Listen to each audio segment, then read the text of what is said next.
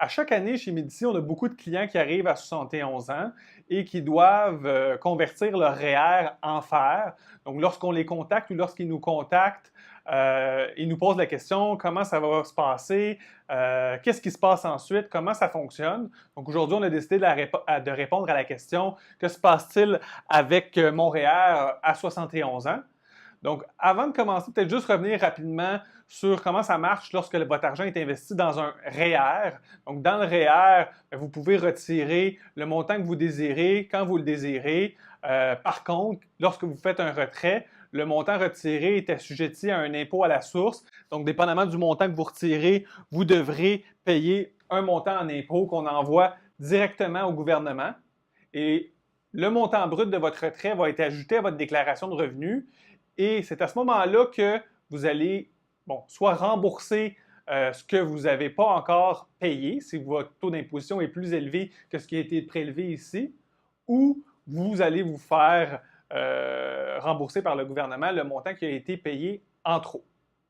Donc, maintenant qu'on sait comment ça fonctionne dans un REER, c'est un peu la même chose qui se passe dans l'année de la conversion. Puis c'est là où il y a le plus d'interrogations de la part des clients. C'est l'année de la conversion, comment ça marche. C'est pas bien compliqué. La première chose à faire, c'est simplement d'ouvrir un compte fer. Donc, on ouvre un compte fer pour accueillir les sommes qui sont actuellement détenues dans votre REER. Et tout ce qu'on va faire, c'est qu'on va prendre tout ce qu'il y a dans votre REER, puis on va l'envoyer dans le compte fer. Donc, le contenu, lui, ne change pas. Donc, c'est un peu comme prendre un crayon d'un étui puis de le transférer dans un autre étui. Ensuite de ça, on peut se débarrasser de notre vieil étui et la nature de ce qu'on détient ne change pas. Il n'y a pas de conséquences fiscales non plus lorsqu'on fait le transfert. Et au niveau des retraits, ça fonctionne comme dans le REER, donc on peut retirer le montant qu'on désire. L'année suivante, donc là, disons qu'on est le moment de la conversion, supposons que c'était en 2019. On termine l'année au 31 décembre 2019. Il y a une photo de votre compte qui va être prise de la valeur marchande de votre portefeuille fer. Et l'année suivante, donc dans notre exemple en 2020, vous allez obligatoirement devoir retirer un montant de votre portefeuille fer.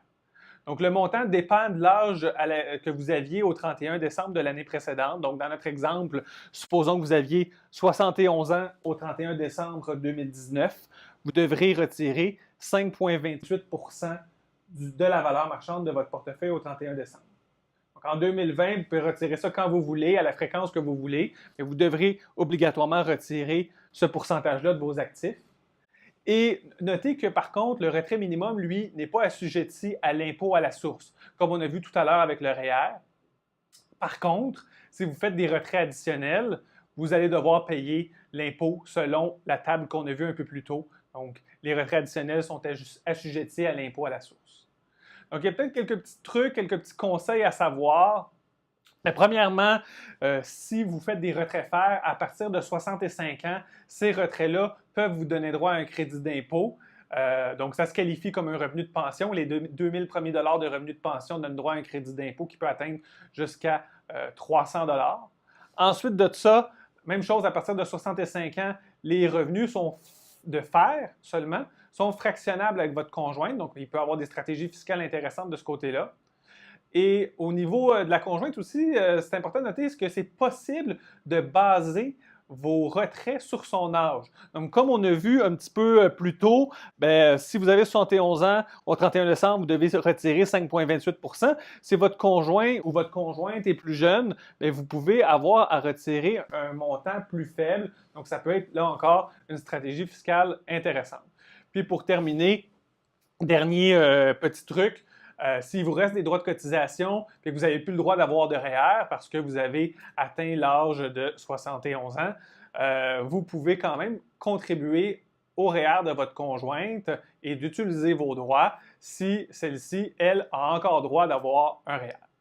Donc, je vous remercie de nous avoir écoutés. Si vous avez des questions, n'hésitez pas à nous contacter au info@gpsmedici.ca.